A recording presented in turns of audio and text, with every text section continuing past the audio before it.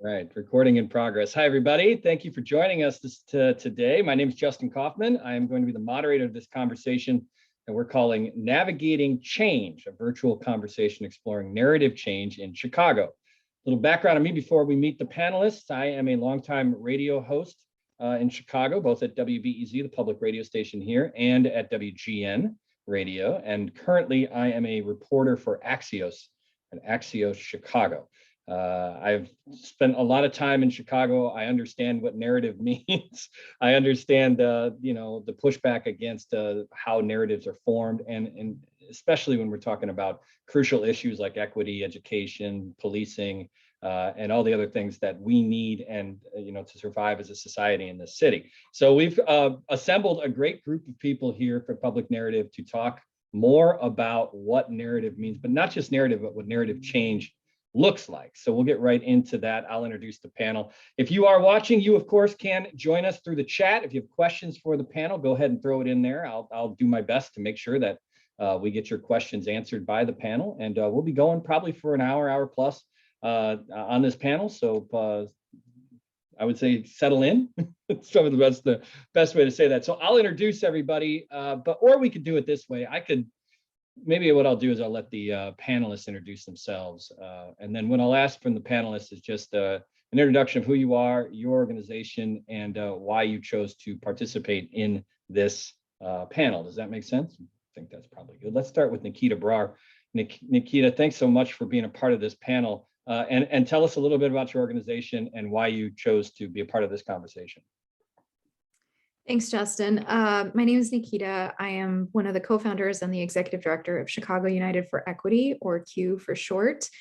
But I'm also a mom. I am a descent. This week in particular, I'm thinking a lot about Diwali and my ancestors. And so I think it's important for me when I think about narrative and why I participate in spaces and places where we can shape the public narrative, to think about stories and our history and how we tell the story of our time, how we make meaning of the times that came before us, how we find a connection to, especially in times like the ones that we're living in right now, what makes us human and what makes us aspire for more in this world. And for me, and in my family story, that has been a story of seeking justice.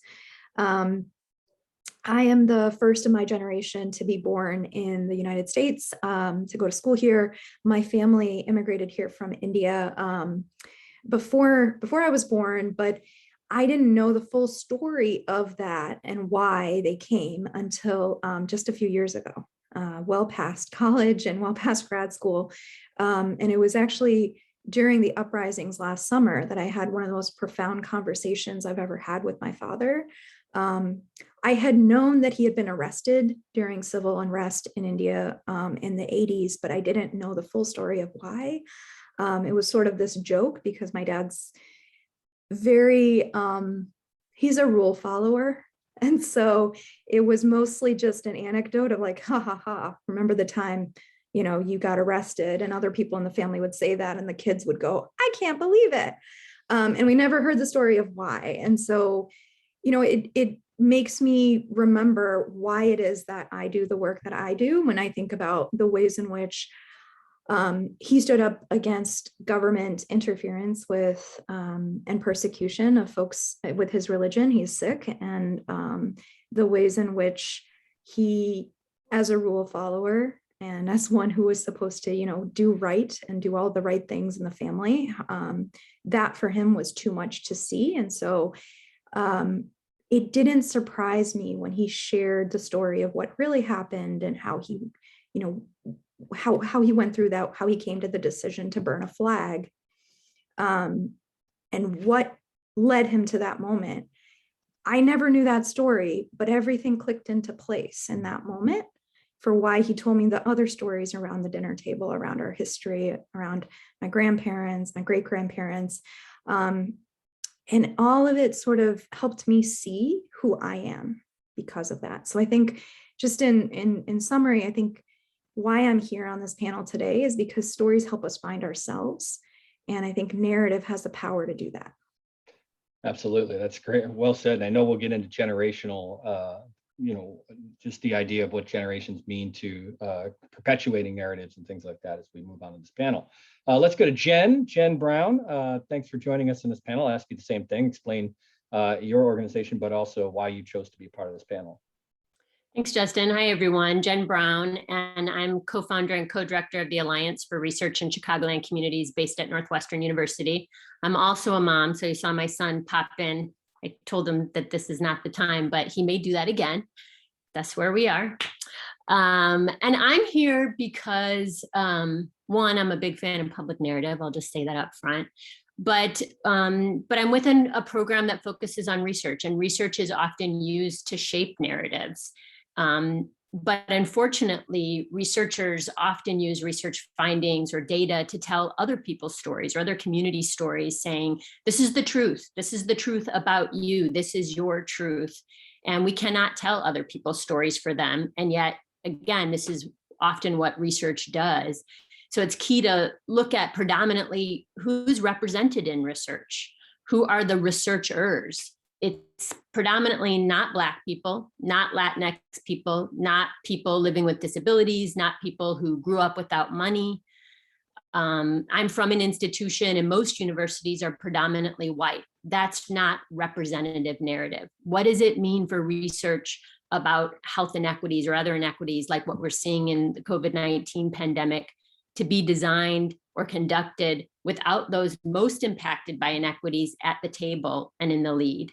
So ARC asks these questions about who makes the decisions about research, who has the power to choose the research question, and what can transformational change look like for the research enterprise to change who is the researcher and who is the researched, and really to shift the center to elevate the voices of communities most experiencing inequities to use research as a tool to tell their own stories, to make their own narratives for their own collective liberation or for our collective liberation. So I'm excited to talk a little bit about the role that research plays in shifting narratives to make sure that we honor and we have things that are driven by and sharing power with communities in terms of their local cultural and lived experience expertise. Yeah, my industry as well is guilty of that all the time. I mean, we're guilty of taking research that is that is about a certain set of people and determining that's a wide swath that means everything about that certain community. So yes, I would definitely talk about that a little bit. Let's keep going. Let's go to Vanessa Wesley. Hi, Vanessa. Thanks for joining us, and tell us a little bit about your organization and why you chose to be a part of this panel. Good evening, everyone. I think we are almost at the evening hour. My name is Vanessa Wesley. I am a retired Chicago police officer of 30 years, president and CEO of H2S Educational Consultants, which is a capacity building organization for both community and organizations to help us in areas of public participation and restorative practices. I am here because, one, I too am a fan of public narrative. I've learned so much following public narrative and listening to some of the views and the stories. And also because I think it's important that we understand the power of narrative. And I have some incredible examples of experiences that I like to share about that power of narrative when it comes to the lives of youth and emerging adults. So I am here to learn first and share secondly. I love it. All right, great. And Yassine is with us, and he's our final panelist. Yassine, tell us a little bit about yourself and your organization and why you chose to be a part of this panel. Yeah, so my name is Yassine Abdul Sabor, and I am MBK coordinator with MBK Chicago, which is at Thrive Chicago.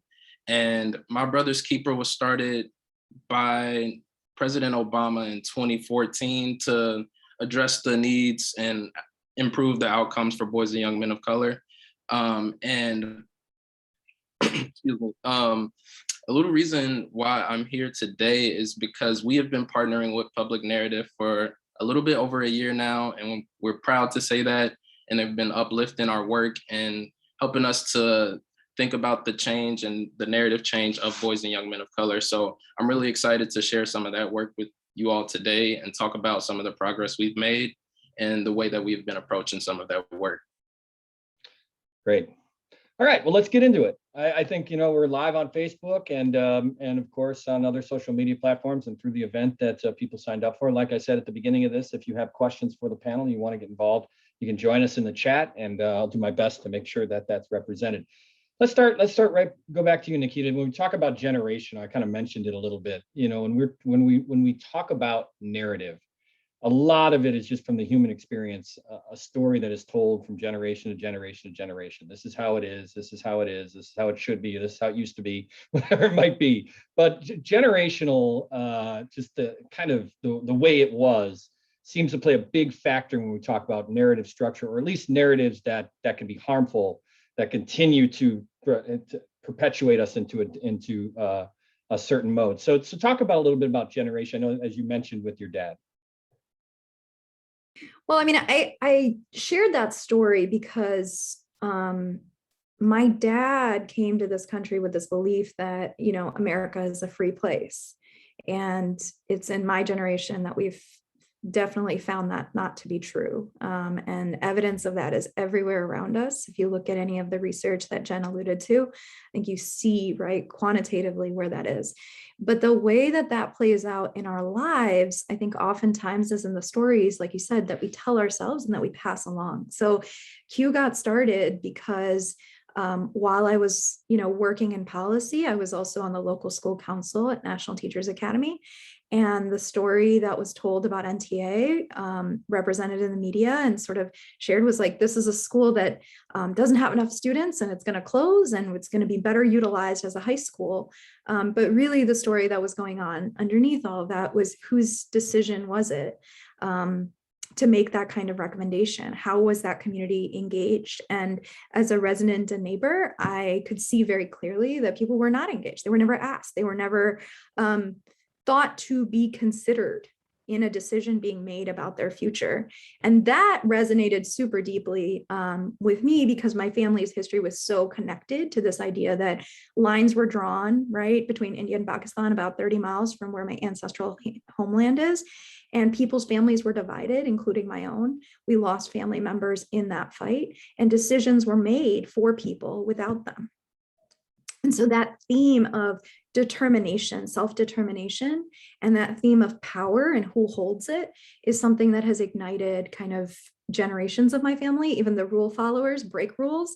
I was never really a rule follower, so I don't know where that came from, but I was given, I think, a lot more privilege than my dad, because I was able to grow up in a country where, at least on paper, we believe certain things. What I also have the privilege of doing with a college degree and the ability to like navigate the world as a light-skinned person is to be able to talk about that and ignite conversations and use my voice to bring notice to these issues.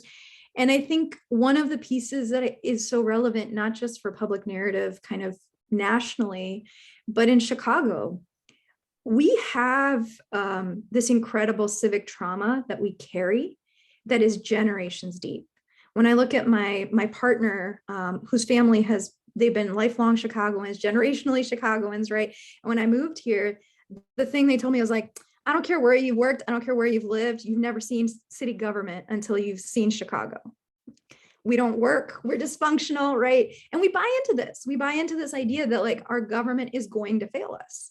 And it's not for no reason. There's so many historical talking points. Whether I drive down the street with my father-in-law and he can point to blocks and tell me the history of the alderman who was corrupt, the one who got arrested before that one, and how the FBI like raided the office of the one before that. So that legacy is a legacy of civic trauma that teaches us not to waste our time. And Q is founded with a belief that it's not a waste of time, that it's actually on us, if we love our city, to reclaim it and to take it back and to say, no, this is our power. And you don't get to make decisions as a government entity without engaging us. And that started with our fight for National Teachers Academy and using racial equity impact assessments. It continued in the municipal election of 2019 when we engaged over 2,000 people and building a voter report card. And it continues today as we do people's budget work and other participatory policymaking, where we say, absolutely not. You don't get to decide for us the city that we live in. It's such a great point too. And I mean, that's very well said, that when you think about how a lot of our institutions are given this narrative of they are failures or they've failed already, so you just write them off. And we see what that does, especially when these institutions, we see this with COVID, we see this with budgeting and other places where when we need to engage in a different type of process, and you mentioned participatory budgeting, things like that that might change the way we do business. A lot of people write it off because they say, well, it never worked for me in the past. It's not going to work for me now. It's a failed institution. Why do I even want to get involved? I'm going to get my heart broken or worse. Jen, when we talk about it, it really does come down to equity. I mean, it comes down to everybody having a seat at the table, but there has to be some buy-in that these narratives need to be challenged, correct?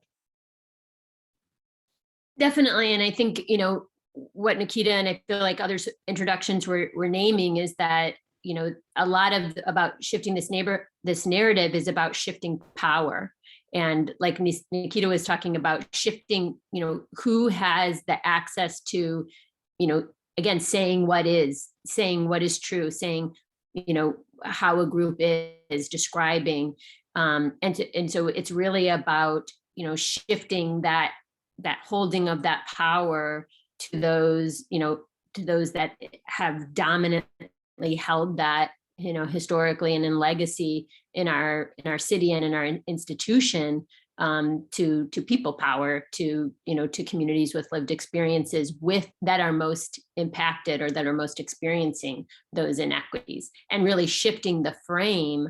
I think we see this a lot in the COVID-19 pandemic, in my field of health, of where, are we using a healthcare focus that's very individualized, or are we using a public health focus that's about populations, about communities, about collective? Are we blaming, or are we putting burden on individuals or blaming individuals for who is most at risk for COVID-19? Or are we framing it into what systems or institutions or policies and structures are putting people at risk or forcing people into risk? So I think about, when we talk about these inequities, we really have to shift who are the responsible parties, who are the power holders, and where does that have to be shifted? Which, as we know, the people who have power want to hold on to that power, and they don't want to shift that narrative because that narrative is helping them. So then there might be some issues about who gives up what to get at the table. I promise we're not going to go in order. I always hate that at panels where it's like, we're just going to go around. I'm just going to keep it. So, but I'm going to go to Vanessa, and I'm going to go to Yassine, then I'll change it up, I swear. Vanessa, you have a life experience of one that is, what you're doing right now when you're thinking about working with youth, but also, being a police officer and understanding a little bit more about what it means to on the ground deal with narratives, everything that goes into policing, but also just how communities interact with police. I mean, there's so much that plays out about how we see police, how police see us, everything in between, where narrative plays a big part. Yes, you're absolutely right. And I kind of position myself when it comes to the word safety, or what it means to be safe. There are a lot of different perspectives and thoughts, and just like we're all created differently, we all see differently. You may have the same vision prescription, but you still see differently. So what I have learned, it's as far as the experience, is that we need to broaden that narrative, right? The narrative is very narrow, it's very linear. It's very governmental and mechanical, when our reality is that answers come relationally, transformatively. So my experiences have been able to help me to see what's necessary, especially when it comes to the community of youth. I would say the latter part of my career, the last 3 to 4 years, was really about that population that's generally dismissed by everybody. But yet now it's not, they've become louder than our adult population. They've become more intentional. And it reminded me of whenever our country began to change, it was generally the youth when that began to rise and sound the alarm. And at the same time, they're learning, but there's this passion about, you're not going to dismiss me. And it's unfortunate that they would have to come from a space of anger when we should be listening to them anyway.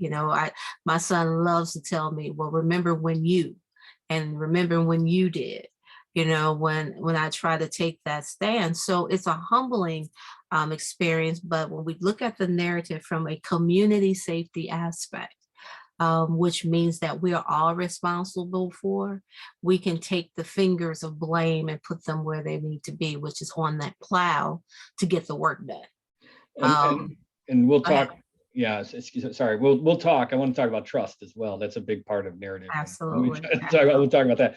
Yassine, why do so many times is the narrative write off the youth? Why at the end of the day, it's even the way I just said it, the youth, like it's such one monolith of one type of person. But why is it that we'll be so quick to say, oh, they don't believe in institutions, or they're different than the generations that before them, that they're not taking this seriously, or they are more prone to emotion, things like that? Why is that, especially in your work with My Brother's Keeper?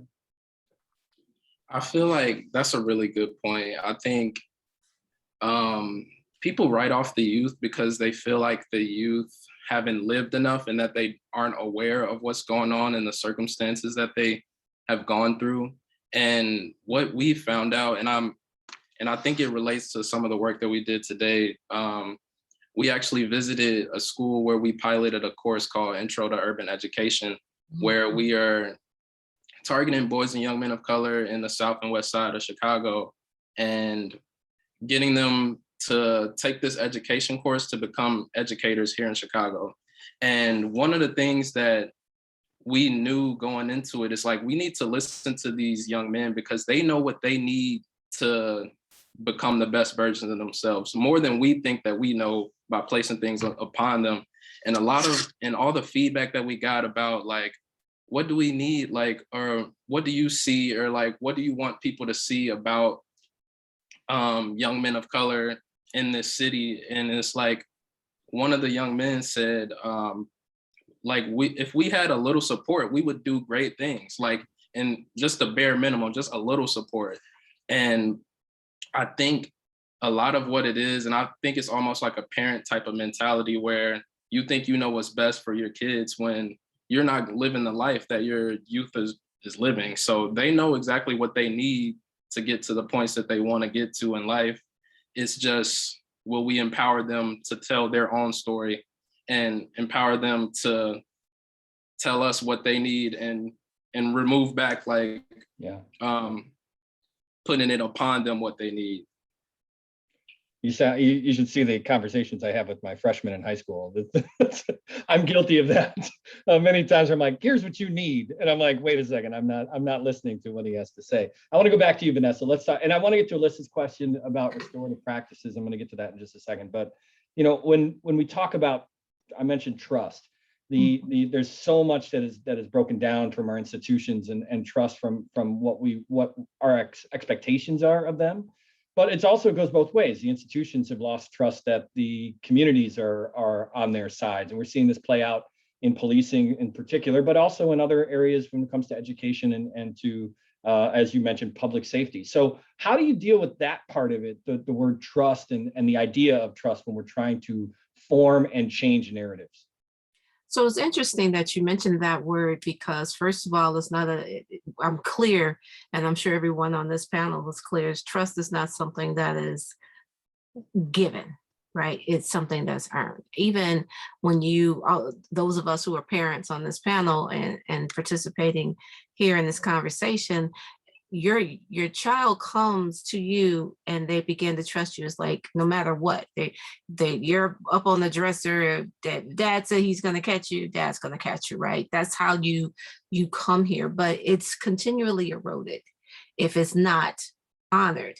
So when I think about the trust of community, especially young people, I think about we failed in so many different ways. I think we got really arrogant and adult and as an adult, and then this operating in this space of adultism, like because I have age, I will quote my grandmother, "There's no fool like an old fool." So you have to be very intentional about how you manage your relationships. And so much in society has changed where a lot of expected or anticipated trust has been eroded by some of the things that have not been explained.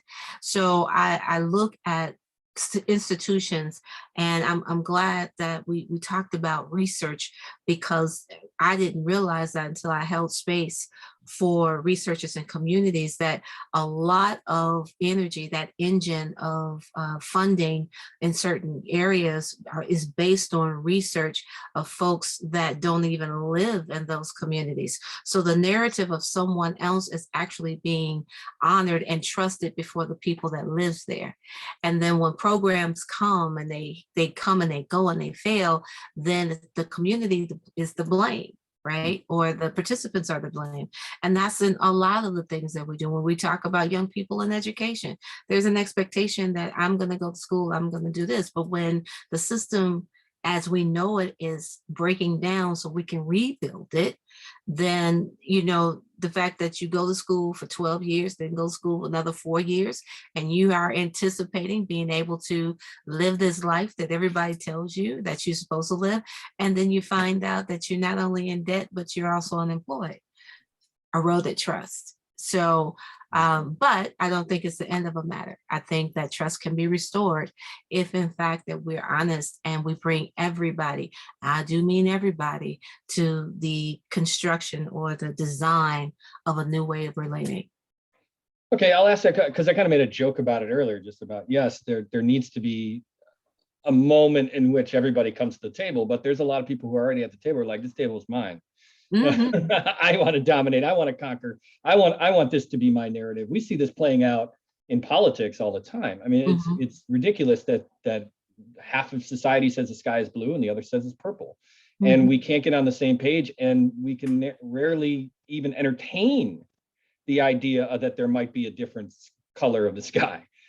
Jen, when we talk about equity and trying to make sure that everybody's voice is represented, but also, as you mentioned with research, which is a great point and entry point into this, how do you get universities, how do you get educational systems and research facilities to change that mindset?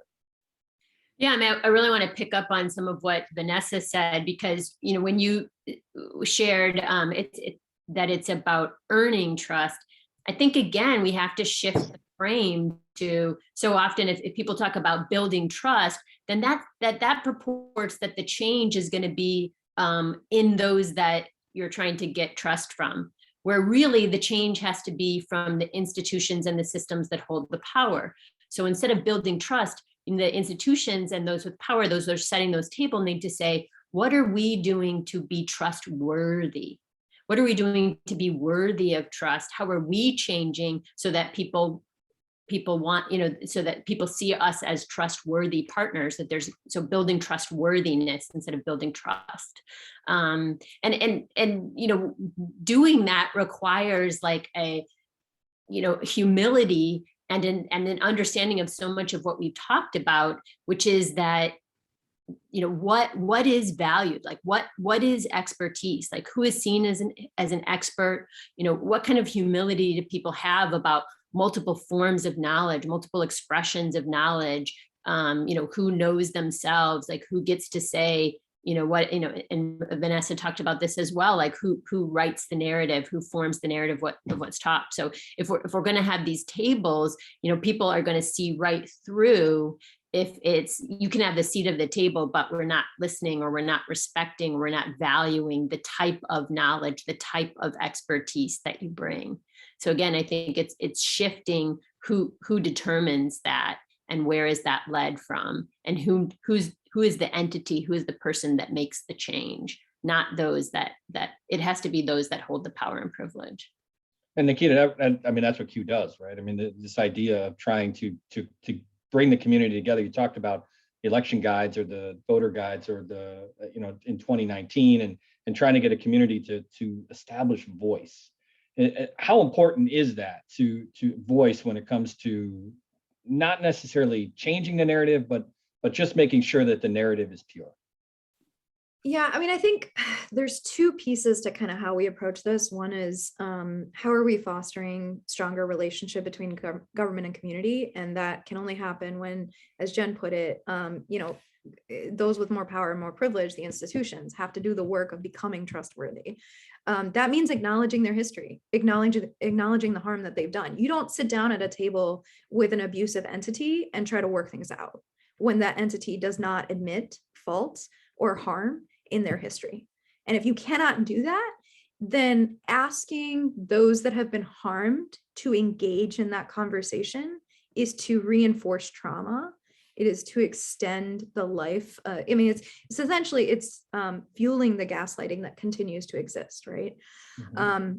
So we don't engage with government entities and work with partners unless we know that they've actually already embarked on that work. We've worked with the city, county, and state in partnership, and we've also worked with city, county, and state in kind of more tactically antagonistic relationships, including lawsuits.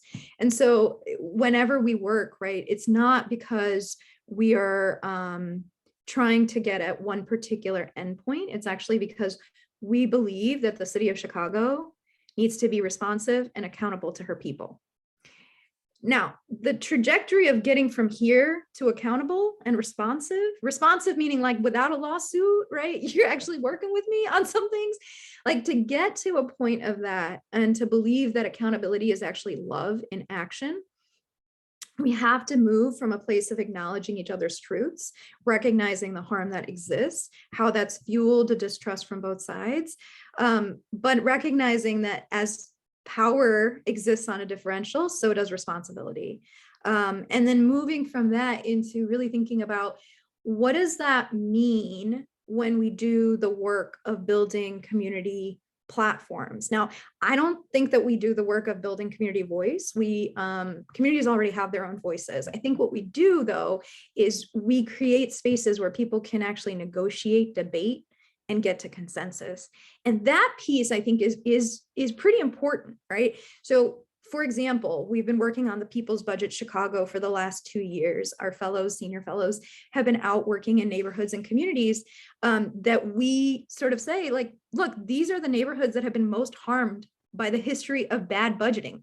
How do I know that? Because when you looked at the Childhood Opportunity Index, these are the neighborhoods that have shown us, right? Like the communities have the lowest childhood opportunity. That's not because the kids aren't brilliant. That's because we've failed. The systems have failed, right, in investing in this, in what all kids need in order to thrive. So I think in those community conversations, when we sit down and we build a budget together, people come at it with very different perspectives. Vanessa talked about safety. We talk about safety. We actually start with the first question being, what does your community need to be safe and thriving? And not surprisingly, most of the first things that people react with are housing, mental health care, early childhood education, systems, jobs, programs, like lots of different things that get folks to talk about proactively. What's the vision of justice that you want to see? Justice in Dr. West's definition of love in public.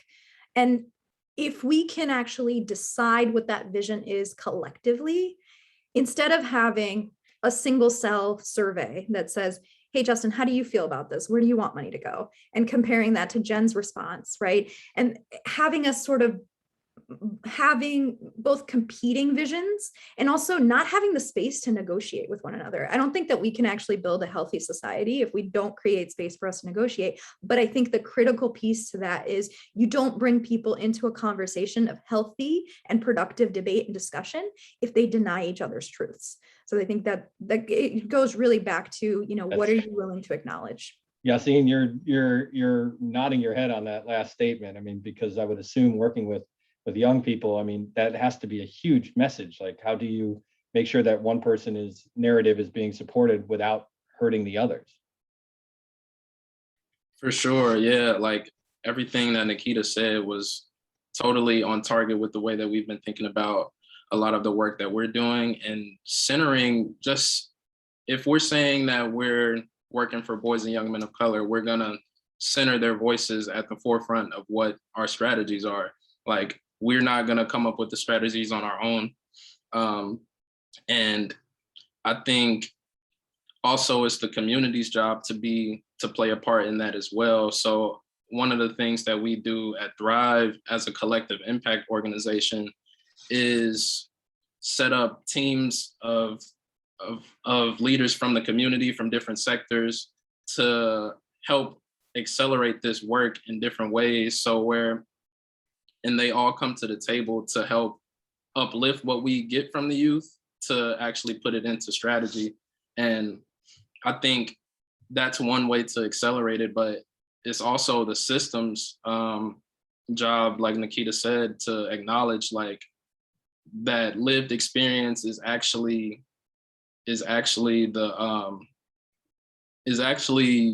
legitimate. Like lived experience is legitimate as a reason for the system to change something. So yeah. Absolutely.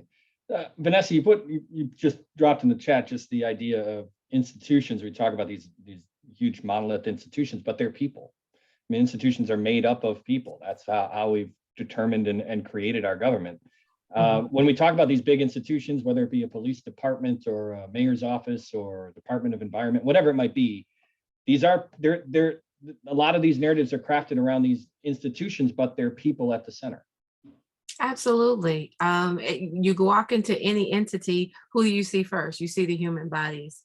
And so I think when I have the opportunity to engage, facilitate, or organize around certain issues, that is my primary sense of how to start. Where are the common interests, right? These are not robots. These are not mechanical people behind these walls, and oftentimes behind the decisions. What's making them make these decisions? What's driving them? And that gives me what I need to approach, right? How do I change the narrative? I listen to everybody's story, and the stories change. My story is different at my age than someone Yasin's age, right? So where do we intersect? Where do we meet? And then that's when the conversation comes up that's causing the change. I think sometimes we look at the systems as this big, ugly monster, which it has proven itself to be on most occasions. But, I'm a big fan of the Wizard of Oz. When you got to Oz, what did the wizard look like? Right? Don't spoil it. I haven't seen it. Don't spoil it. Okay, don't spoil it. No, I'm joking. I'm joking. I'll put it to you this way. It's not what the expectation was. It wasn't what you were afraid of. Right. And once, there's something about being human that connects us all. And that's where I see the narrative changing. As a restorative justice practitioner, storytelling is one of the moving parts of the moving catalyst, if you will, in the philosophy, because in order for me to share my story with you, I have to trust you. And that trust is not that it's handled lightly, but I'm going to trust you until I can't. And I think fear, I think civil unrest, all these things have made us hard to be human. And those systems that we talk about that are imploding, because it's time for them to change, are made of people who feel the same way. And so, trust comes by one encounter at a time, and change comes by one conversation at a time. So we have to reconnect to that humanness. And, everyone's not our arch enemy. And just as a caveat, you have to follow the money. Yeah. Okay. In my industry, in the media, we're guilty of narrative fraud, like beyond measure. I mean, and it's the same idea. The institutions are people. People are telling stories. A journalist's job is to synthesize different narratives and create a story that is factual. The problem we found, probably more so in modern society, probably not, it's probably been throughout human history, is that humans lie. And you have institutions in Chicago, particularly, that are really good at it. Like, they're really good at saying, this is the narrative, this is the story. And media, because of you can go in so many different ways. You could say because like many corporations and industries, they've been decimated and they don't have the time. They take what the PR or the flack or whoever it might say at the police department or the Department of Education, whatever it might be, at face value, and then find out later that was false. So how do you deal with that? Anyway, whoever wants to take this can take this, but how do you deal with that when there is, it's gone less from telling the truth or telling the institutions, I don't want to say truth, but narrative, to trying to craft a message or craft a PR strategy as opposed to telling the truth? I'd love to jump in on this and maybe turn the tables on you a little bit, Justin, to kind of, delve deeper into your own dynamic. We've had the pleasure of working with Public Narrative over the past couple of years on a project of bringing researchers and media together with community stakeholders. And that's one thing that came up during the course of the project is kind of a lot of twin issues between research and media in terms of who's represented, who's in decision-making positions, what happens when, as Vanessa was saying earlier, like those narratives are written by those the folks not representative of who the stories, purport to be about. And so I think those are really important questions to think about, especially when you look at like what's happened in the media landscape and who's survived and what's the consolidation. And in Chicagoland, we do have a really strong community media landscape, a number, of outlets and journalists, that are not in, some of the larger, maybe externally owned or operated or led organizations that have more representative journalists or freelancers or owners, editors. I wondered if you could speak a little bit about, the role of community media, specifically in addressing some of those issues in the media landscape. It's a great question. I think the community media has always been strong, and Public Narrative has been a part of it as well, for different names throughout the last 2-3 decades.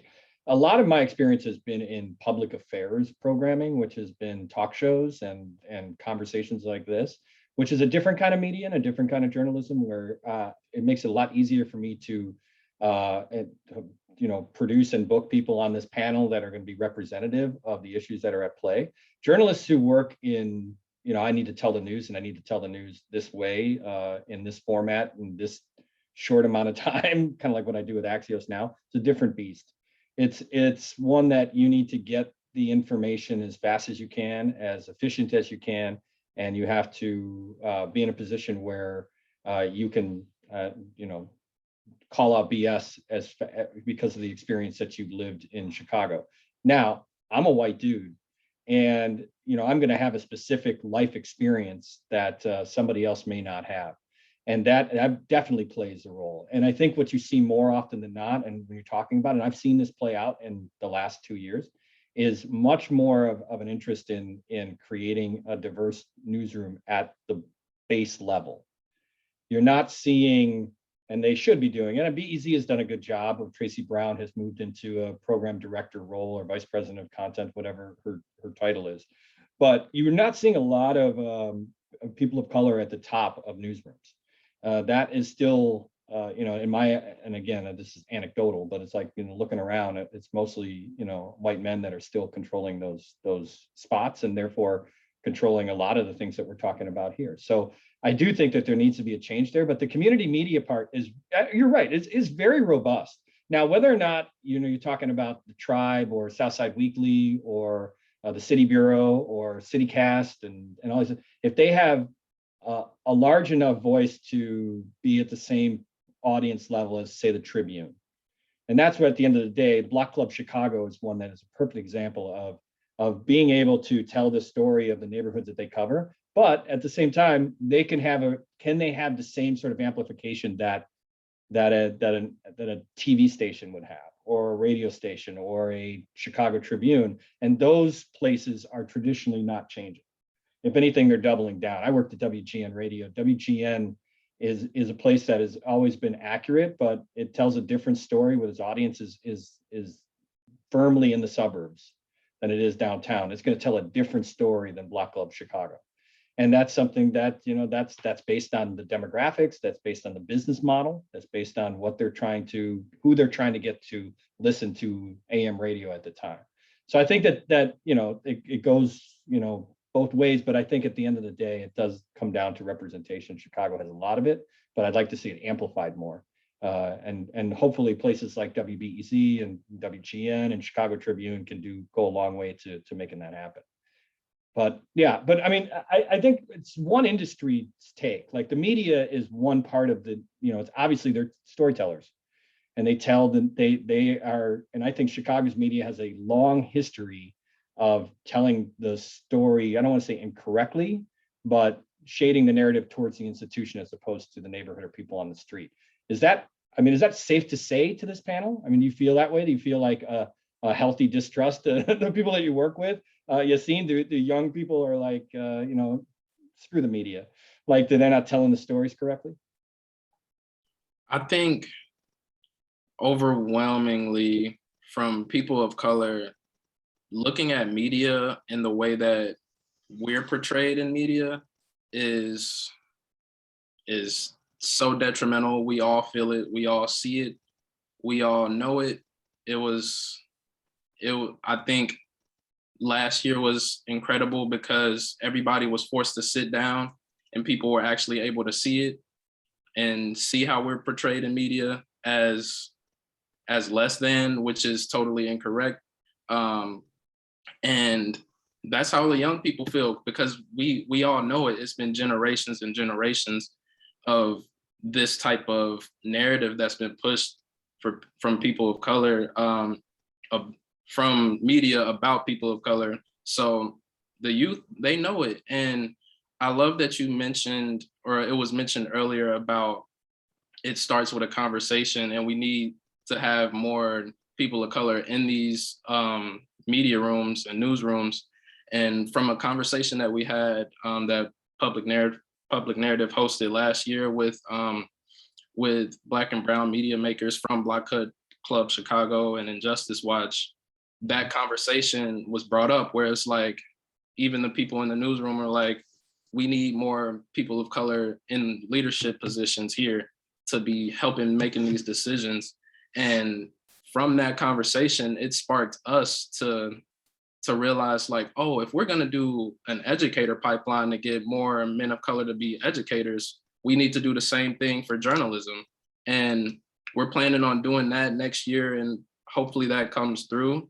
And it's the same with a lot of different institutions, where there needs to be targeted approaches for people of color, boys and young men of color, to go into these fields where it's so where the attendance is drastically low for people of color, so these decisions can be made, so they can make change, and just for representation to be equal and to be just, really.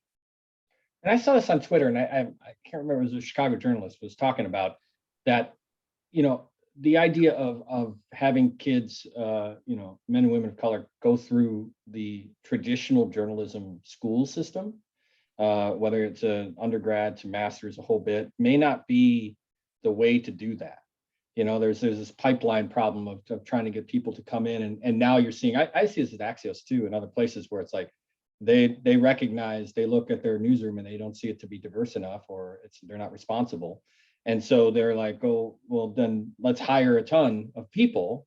But the problem is that they will say, and I've heard this set over and over, where they say, well, there's just no one to hire, or there's no one who's coming out of these J schools. And the question that I ask you is, and Nikita, and I know Vanessa, you mentioned this as well, it's like, don't we have to rethink the way, the narrative in which people are journalists, that they become a media, that they're not necessarily trained by the same old white dudes who train everybody else to come into the system to make the same mistakes, or to perpetuate the same narrative?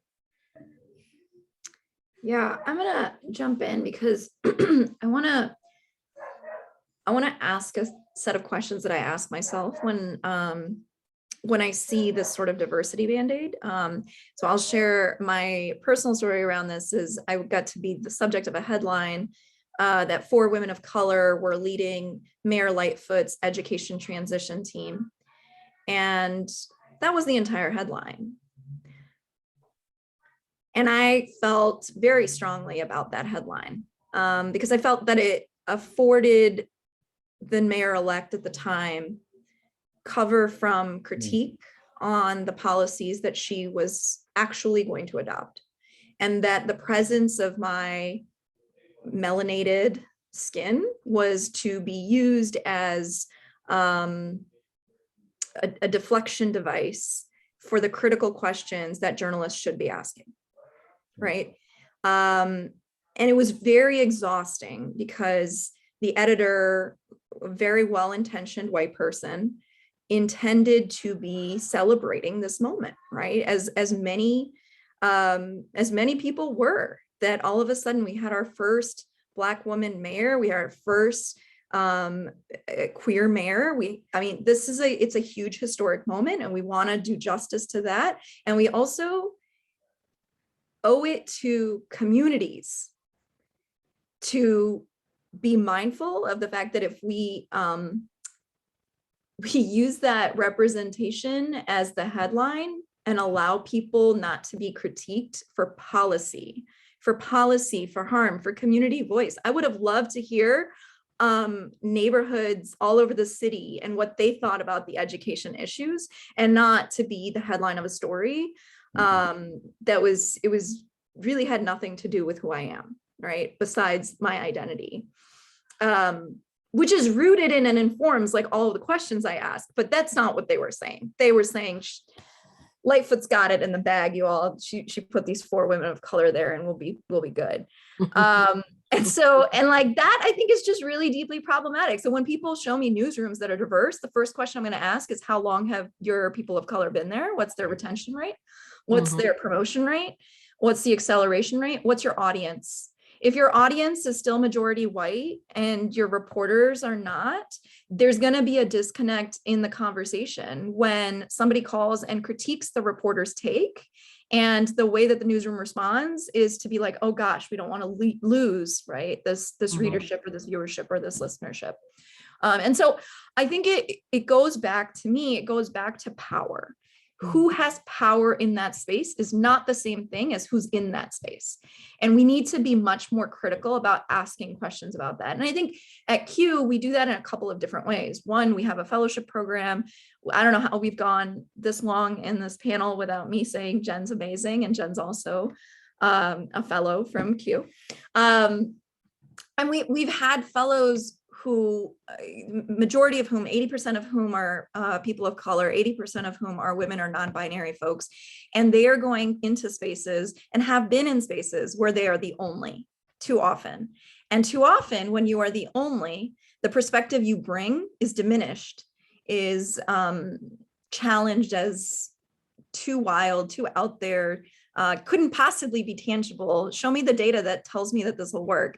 I don't have 5 years to show you that this thing is going to work. It works because we know it, because it's in our bones, because it's in our histories, because if you listen to our communities, you would see that it works.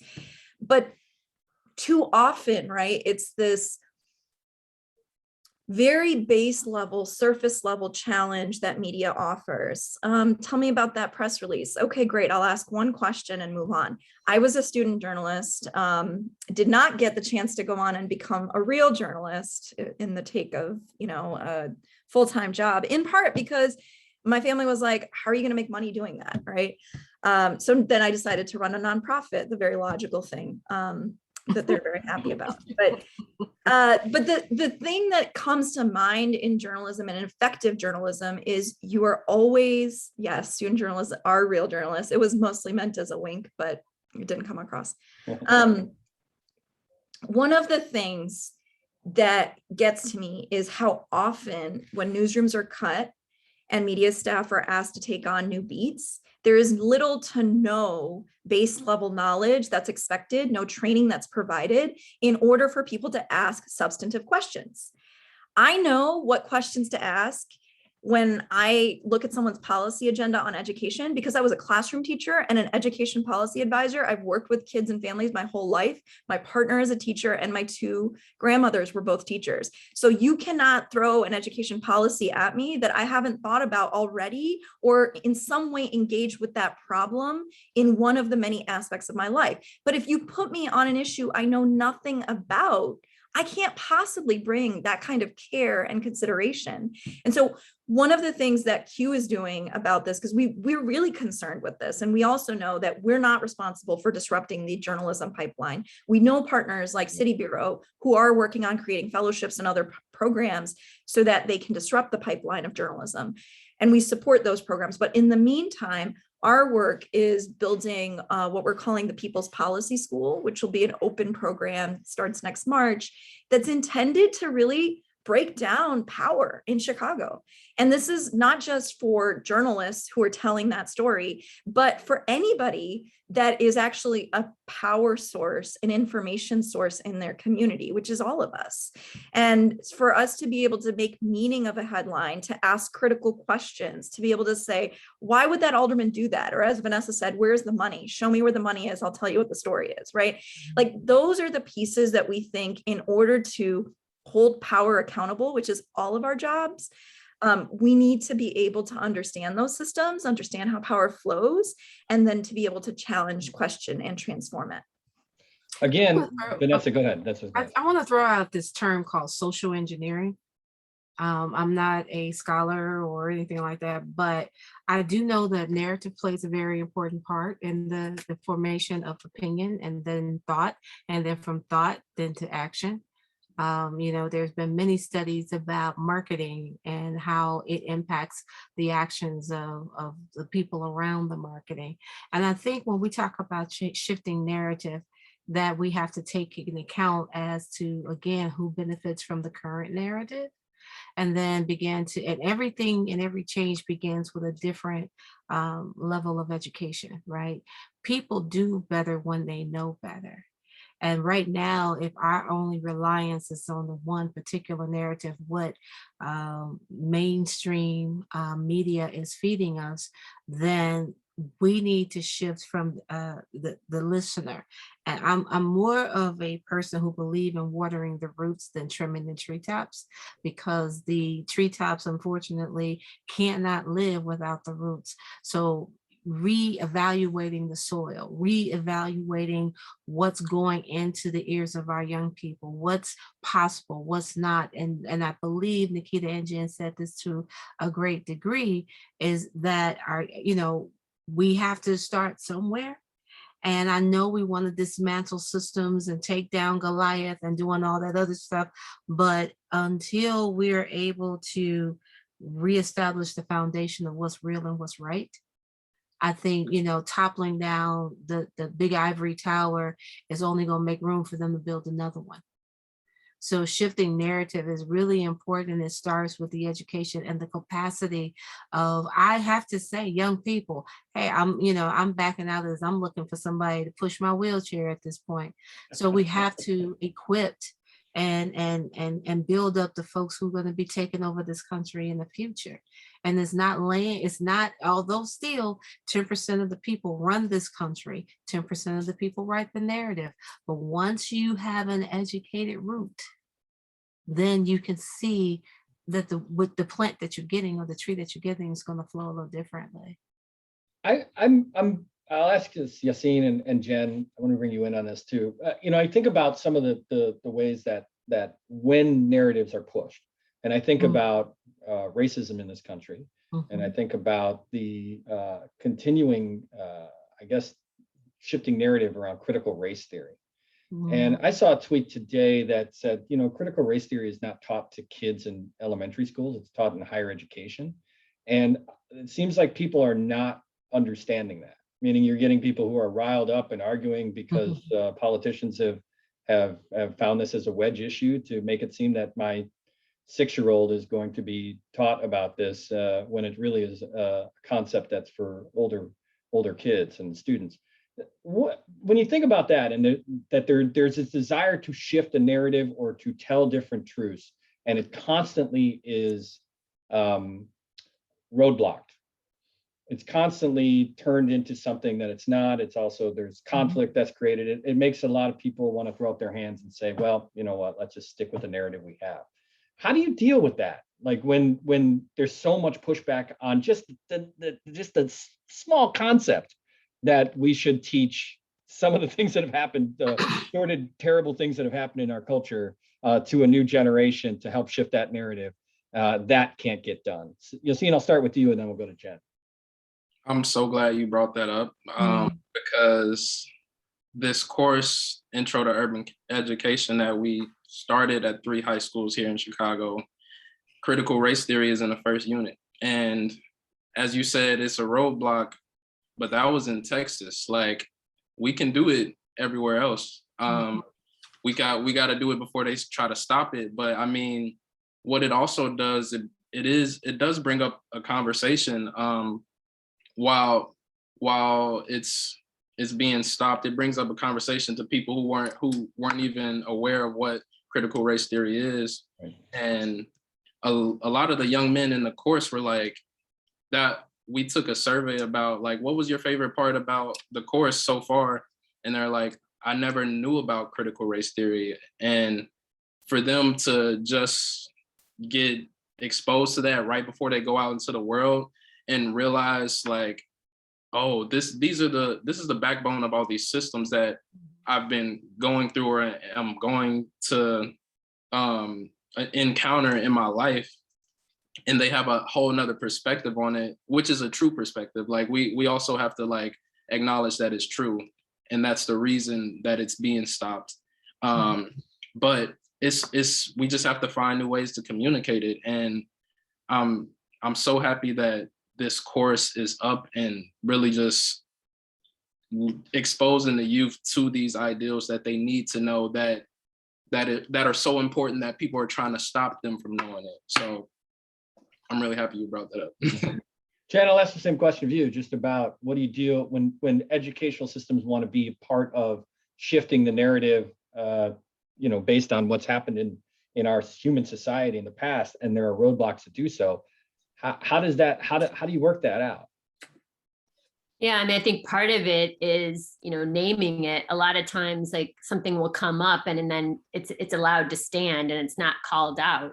How many times are we talking about something as if it's race? No, it's racism. How many times are we talking about people living in poverty instead of saying, no, people dispossessed of their land and culture? Like what verbiage, what framing are we allowing to stand? And I think again goes back to who's doing that. And to Vanessa's point, earlier, about like institutions, people, what levels we start at, I think there's not going to be a singular, strategy that's going to address all of these aspects. I think we need, that whole spectrum of change to happen that helps us get at individuals, but also cultures, policies, processes, structures, because these things can get, as we started with, generational history and the legacy of that. And that's all been formed by, not that it's just individuals perpetuating, but it's been integrated into our education system, our public safety system, and so really being able to tease that out and pause in all of these places. Because if we just keep going and we act implicitly, we'll go with the story that's been told over and over again, unless we pause and truly look at, and shift the frame to how this is different or, what's really operating here. That will continue to happen. It's, I was just thinking last year when my son was in 8th grade, he came back and he was talking about John Burge.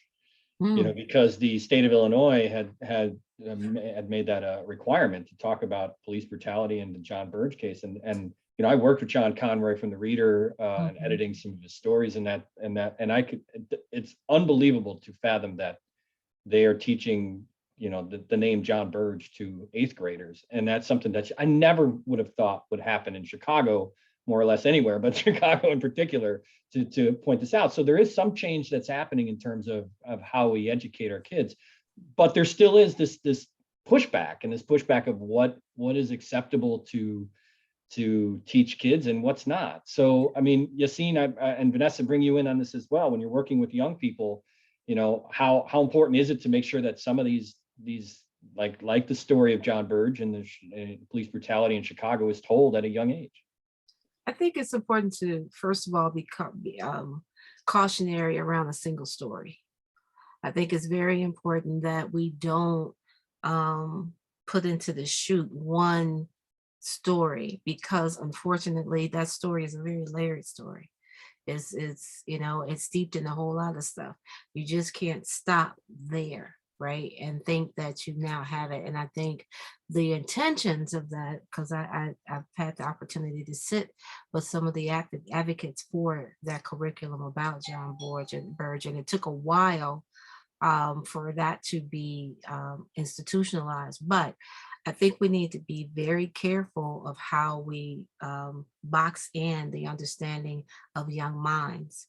I think we need to be very intentional about information that we lay before them, because a lot of it is some decision making that they have to grow into. What do you see when you see this story? What did you learn from it, other than there's a white man who hates Black people who tortured them back in the day that never paid for it? Is that the narrative? Is that the lesson from that, right? Yeah. As a parent, I was like, can this be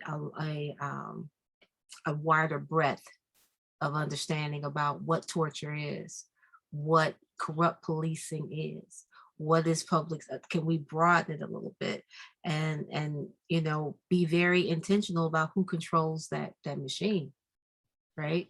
Yep. You see? Yeah, I think what you said is perfect. And you have to widen the breadth of of all the information that they're taking in and the information that you present. And I want to shout out the people who created the curriculum for Intro to Urban Education, Chris Goings, Jason Acosta, who works for New York Department of Education, and Robert Hendricks, who owns a foundation called He Is Me Institute.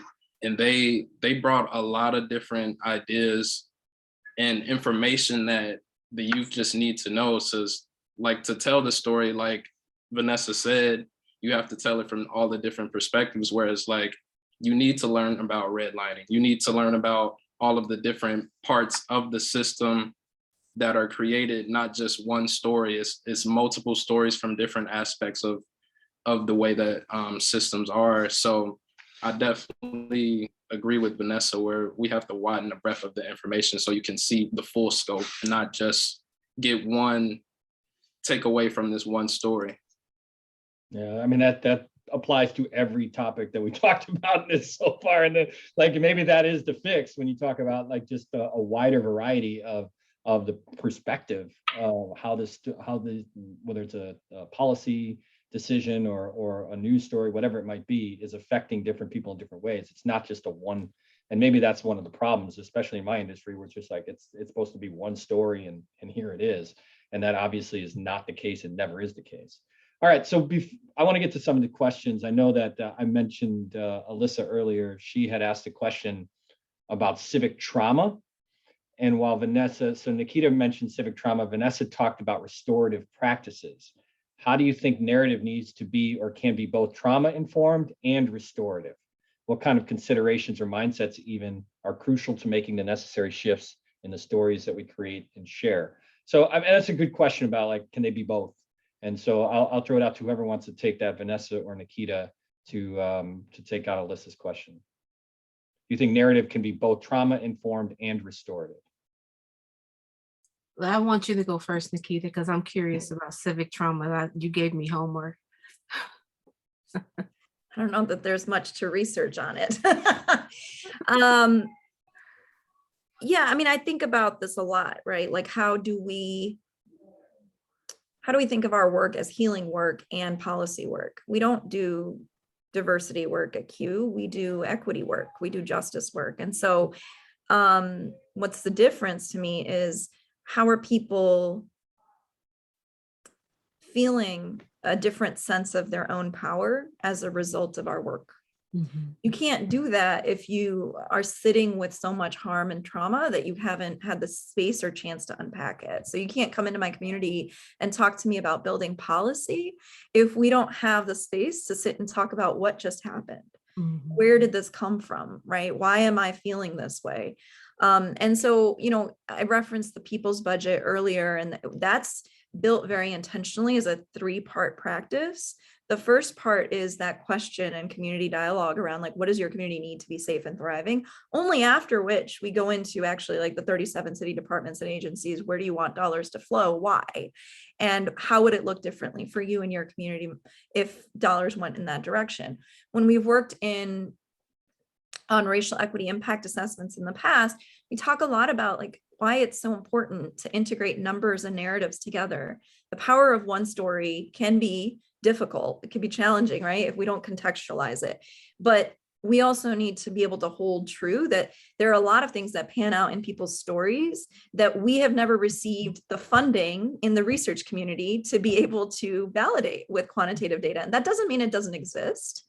That means that somebody didn't get paid to do that work, to tell that story. And I think a lot about the school closings on that, right? The U Chicago came out with a study 5 years later to tell us what community members have been saying during community testimony periods at CPS hearings. And it's infuriating to watch that.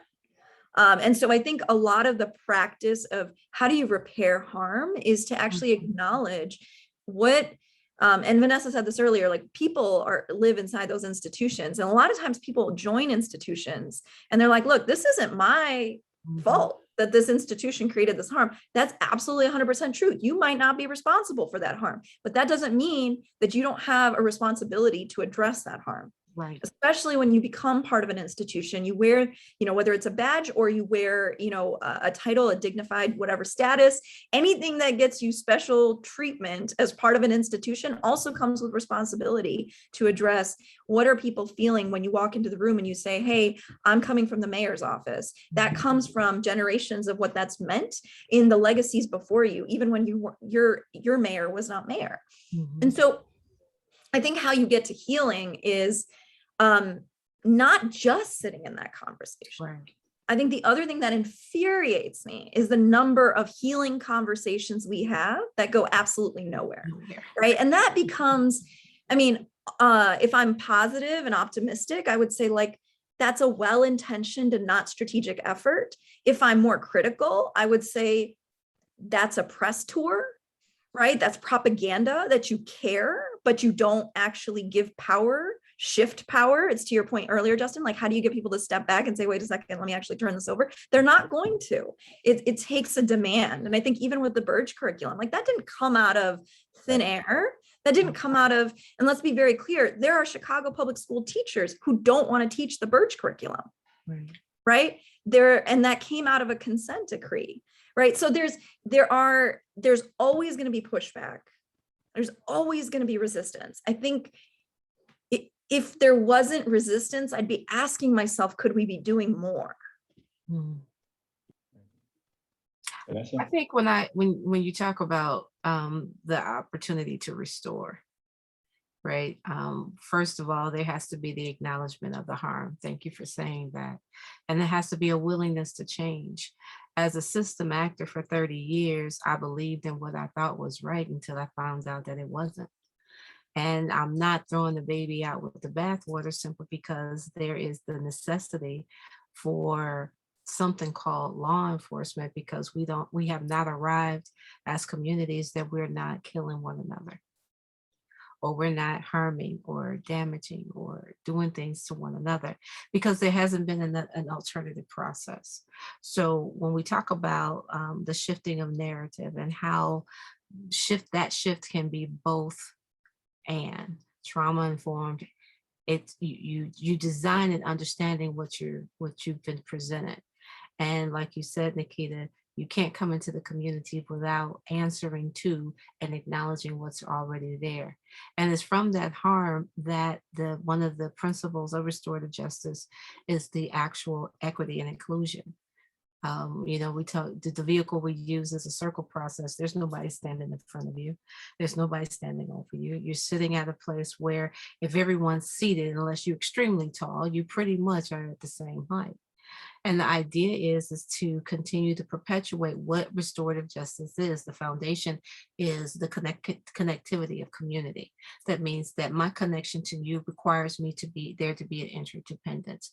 That interdependence requires me for me and you to co-create the strategy that we need that's better for the community and or the village.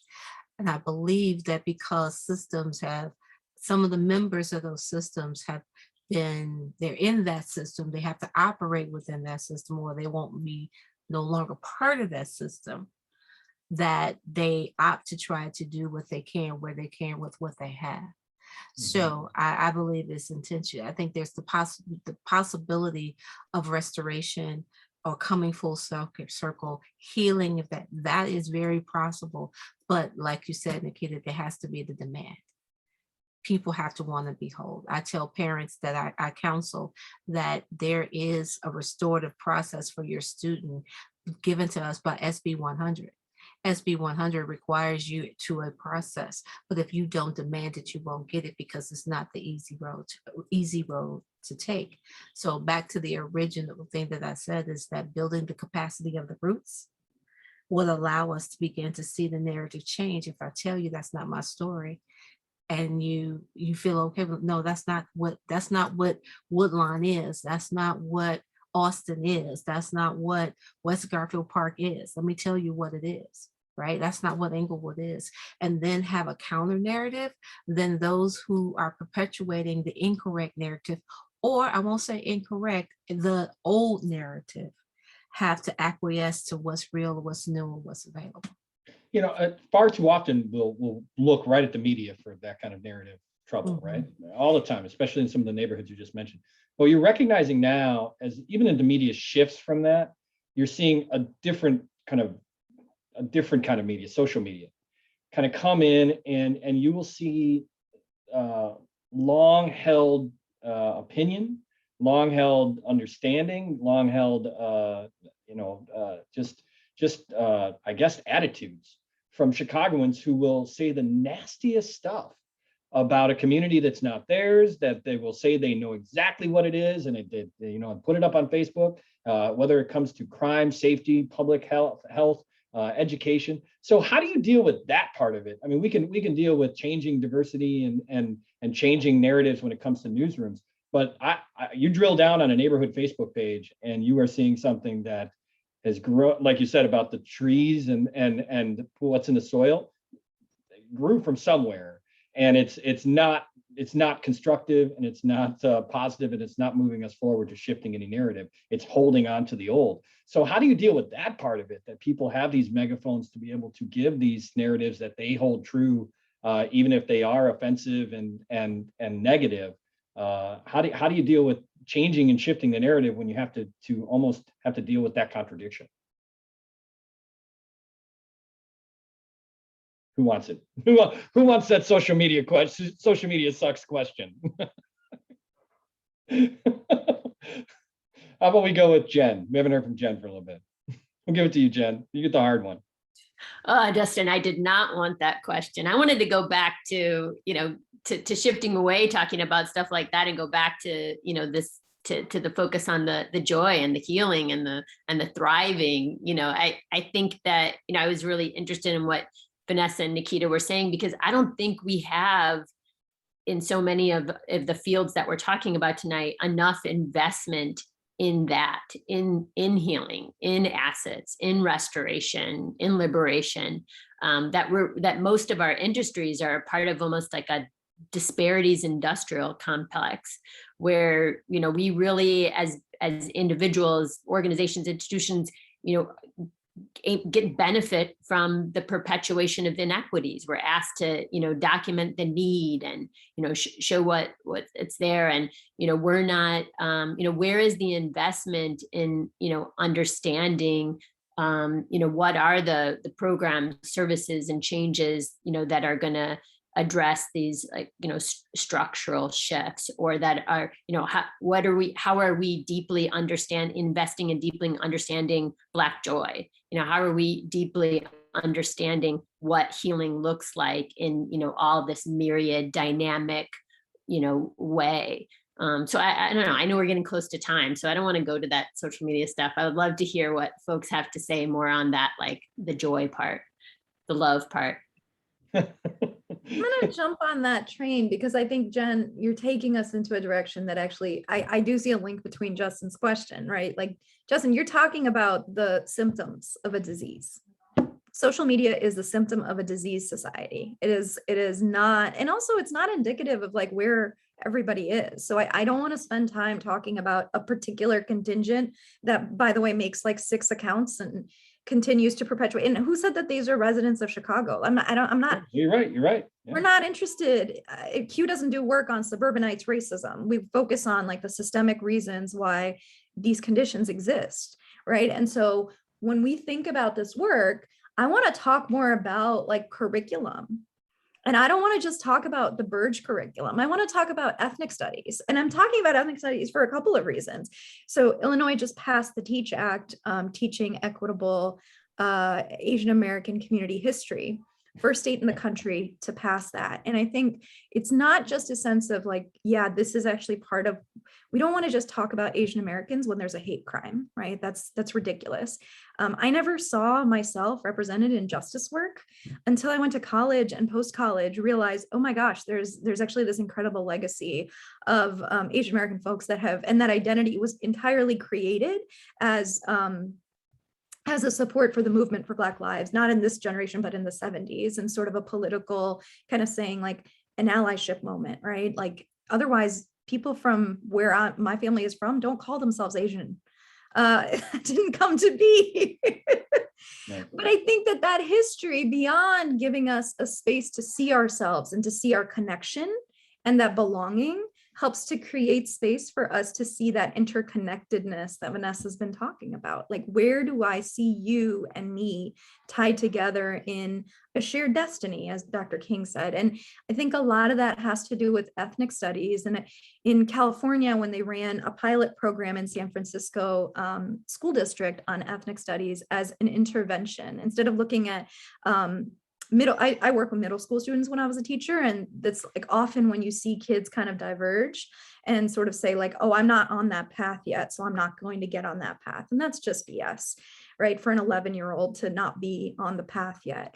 And so the intervention that they used in San Francisco Unified was to give kids who were seeing indicators, like their attendance was lower, they were starting to see some lower grades. They gave them ethnic studies aligned to their own identity. And they saw not just a huge increase in their attendance, they actually saw a 1.4 point increase in their GPA. A GPA is only out of 4 points. So that's tremendous. Like, that's like outstanding, right? And I remember reading this as an educator and being like, this can't be real. There's no, how could you move 1.4 points out of just seeing yourself? And then as I've been doing this work the last several years, I feel like I get it, because when you feel belonging, when you see power in yourself, right? When I talk about civic trauma, I'm talking about that because of my students who picked up a weapon, and they made that choice because of the limitation of choices available to them, and because of the sense of powerlessness, that my community is not going to see me. I don't have the chance to get a fellowship to go be named a leader, but this is leading, and this is belonging, and this is power. And so when we decide to hoard power, there are consequences to those actions. I don't want to talk about suburbanites who have power and choose to spend their time commenting on Facebook. I want to talk about what we're doing to change how power functions in our society, so that when we talk about choice, there's actual freedom behind it. Great. Yeah. Okay. So we do have about 5 minutes left here. So why don't we go ahead and wrap what sort of like closing statements kind of thing for this panel. But, as we look at this, it seems to me like the curriculum is a huge part of how we can help shift and change narratives. I also feel we've heard, obviously education, but the people who are in institutions as well. So why don't we start with you, Yassine? Obviously when we talk about the curriculum that was created at Thrive, but also just the idea of working with young people, your takeaway from this panel and what you'd like to leave as we wrap this up. My takeaway is that you all are brilliant. I really enjoyed this conversation. I think these topics that we brought up and these perspectives that we brought up need to be heard, and a lot of people need to see where we need to invest in our communities and how to uplift the voices of young people to change the narrative is a key thing that I got from it. And this work is starting to begin, but we just need to double down on it. And I think that's what I want to close with, just that idea that we need to double down on these perspectives and keep continuing to invest in young people and change the narrative of how the world sees our youth and people of color. Fantastic. Vanessa, I'll go to you next, just about your thoughts about what we learned in this panel and what you're optimistic about moving forward. So what I learned about this subject matter is that there's still a lot of work to be done, but we are fortunate to have minds as energetic as Yassine's and Jen's and Nikita's, and the fire that's needed, right, to do what we need to do. But at the same time, I will be remiss to say that there are some opportunities that are still growing, right? Who would have thought 5 years ago that each police district through their community policing program would have authentic youth councils, where we're not talking about that Saturday morning program where you have pizza and you watch a movie. They actually, based on a MICVA model, they actually meet with their district commanders once or twice. And then we're not talking about just mainstream media or mainstream situations where police are considered harassing young people. They're afraid for their safety. How do I walk down my block when the lights are out? How do I avoid being recruited into gangs? So, and it's not just my department, well, my ex-department, but it's not just the police department, but there are other systems, because there's system actors like I was who understood what it meant to shift narrative and to shift policy. So I stand on hope. I stand on the hope that change is coming, change is arising and is growing. And like you, Nikita, I'm not looking behind me. I'm not looking, I'm not going to glorify somebody's 15 minutes or 15 seconds of fame in social media, but I will hold up the facts. And I just offer that the rest of us, those who are listening, those who are going to view this, to stand and hold up the facts of change. Great. Jen? So great to meet with everyone and to hear new perspectives. And I think one of the things I'm taking away from tonight is, and that I'm hopeful about, is that, shifting narratives is not just about, one direction. It's not about who's telling or who's saying or who's listening, but it's really about this exchange, like this conversation. I wish we had more time to even, to also think about narrative as being a back and forth, multiple perspectives, multiple voices, and an exchange of information, not just unidirectional information. And, another thing I'm optimistic about is that Chicagoans love Chicago. There is so much love for this city, and there can be no love without justice, as Bell Hooks says. And so if we can stay rooted in that love and creating more of this sense of civic belonging and other types of belonging within that love for our city, we have a lot ahead of us. Fantastic. And Nikita? I'm so grateful that I got to spend time with you all this evening and learn from the perspectives here and think about things that I don't get a lot of time to think about. And honestly, during a pandemic, that's incredibly isolating, right? I'm just super grateful for spending this time with you all.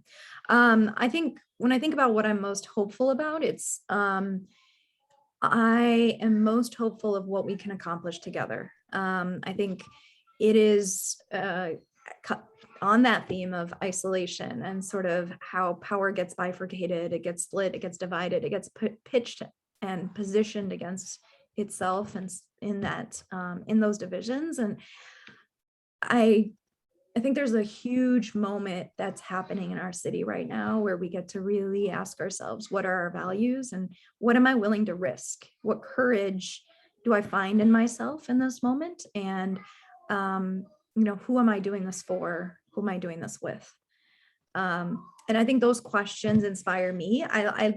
We haven't had a fellowship in over a year. We had, the last cohort was the 2020 cohort, and they were mostly online. And we said, nope, not until we get to be in person again. And so we have another cohort starting in March, and I'm excited because I get to meet people right now who are applying. And what's clear in all of those conversations with people is that people just have this renewed commitment for justice. And I just can't wait to see how that plays out. Well, fantastic.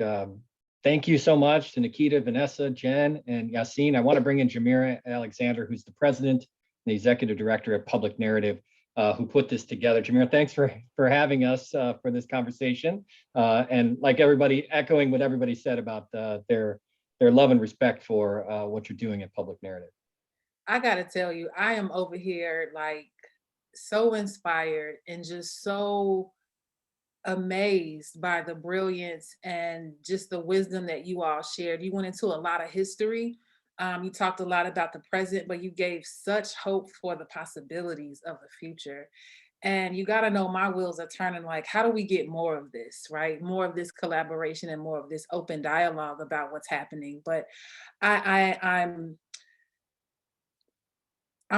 full, and I'm really thankful that you all shared as much as you did. And I'm even more grateful that you stand in the bravery that you do to lead the work that you lead. I know that it's not easy. I know that, there are hard days, and particularly as we're in isolation, but as we continue to connect with each other in all the ways in which we are, I just hope that you all take with you the courage, the strength, and again, the wisdom that you have to continue to blaze trails and paths for people who, unbeknownst to them, you all are the ones that are leading the charge. So I'm very thankful for your service. I'm thankful for what you've offered in this conversation tonight.